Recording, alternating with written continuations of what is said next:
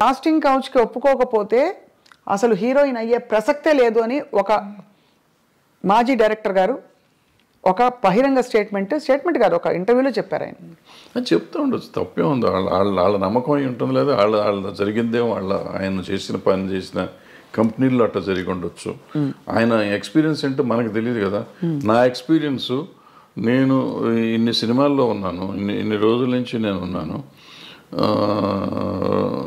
Almost 50 years అవుతాను నేను ఇండస్ట్రీకి వచ్చి. 50 yearsలో I have never seen that, to be frank. ఇది అబద్ధం కాదు, నిజం. ఇన్ఫ్యాక్ట్ నాకు రివర్స్ నేను ఎక్స్పీరియన్స్ చేశాను. ఫర్ ఎగ్జాంపుల్ ఎలా రివర్స్ అంటే ఏంటి సార్? వాళ్ళు they offer themselves, girls, women. అంటే ఆఫర్ అంటే సర్వైవల్ కోసం అంటారా? ఇంతే పాపం. వాళ్ళకి ఏముంటుంది, భయం. మనం ఏంటో తెలియదు కదా. సో ఇటువంటిది అయ్యి ఉంటుందిలే, మనం ఆఫర్ చేసేద్దాం, ఆయన అడగటానికి సిగ్గుపడుతున్నాడు, మనమే ఇచ్చేస్తే పోతుంది కదా అనే ఫీలింగ్లో. అలా ఉన్నారా సార్ హీరోయిన్స్? అందరూ ఎవరో ఒకళ్ళు ఉంటారమ్మా.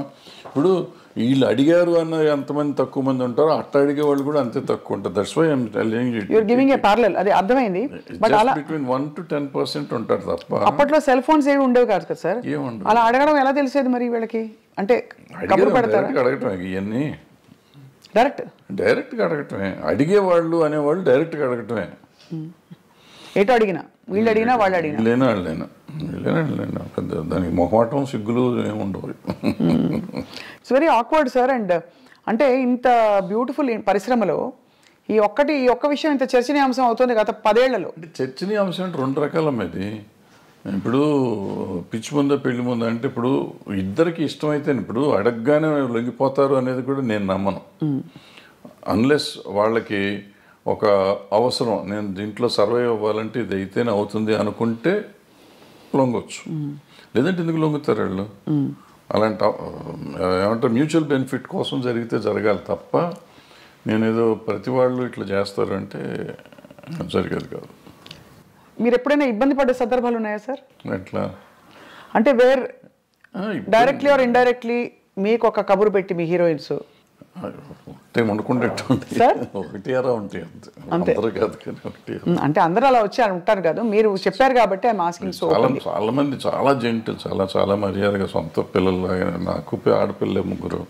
సో వాళ్ళంతా మన ఇంటికి వచ్చి ఇంట్లో ఆడపిల్లలాగా ఉండేవారు తప్ప ఎవరు ఒకటి అరా 20 ఉన్నా కానీ పెద్ద విషయం.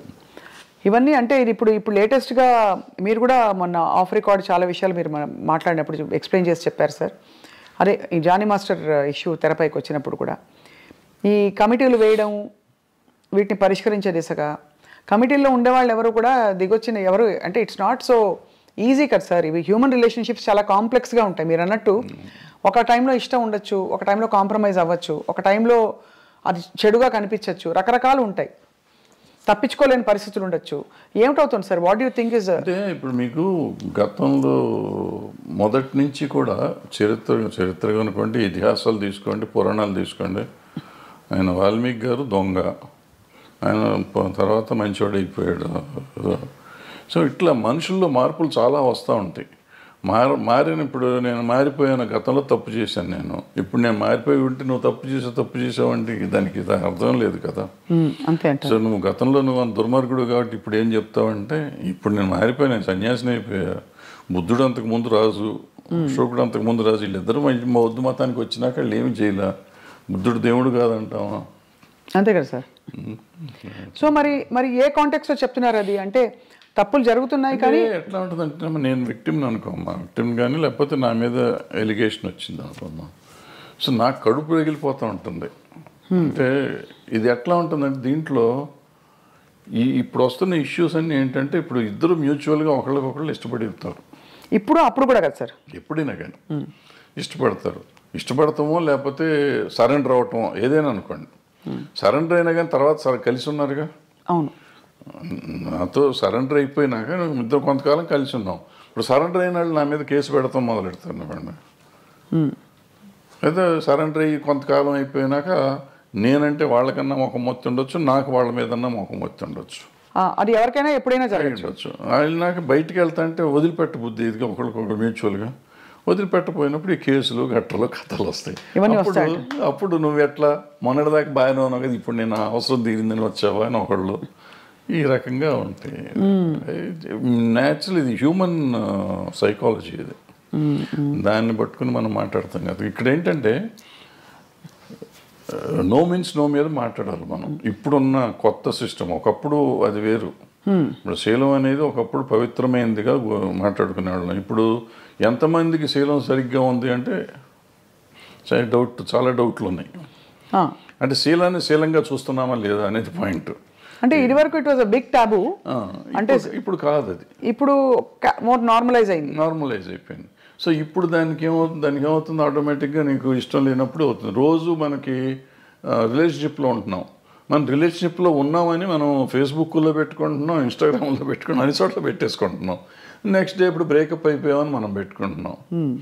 సో మనమే అనౌన్స్ చేసుకుంటున్నాం వాట్ ఈస్ హ్యాపెనింగ్. అవును. ఆ తర్వాత మనకే కోపం వస్తే వాళ్ళ మీద కేసు పెడుతున్నాం.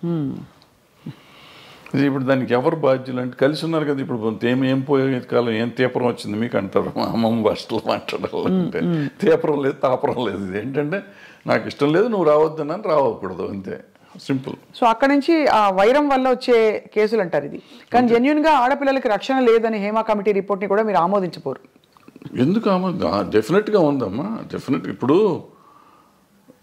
ఒక అమ్మాయి వచ్చింది పాపం, ఎవరో ఒక అమ్మాయి ఆశగా సినిమాల్లోకి చేద్దామని వచ్చింది. వచ్చిన అమ్మాయిని నువ్వు నాకు ఏదన్నా ఇది ఇస్తేనే నేను ఉద్యోగం ఇస్తాను, వేషం కానీ పని కానీ ఇస్తాను అనేది దుర్మార్గమే కదా.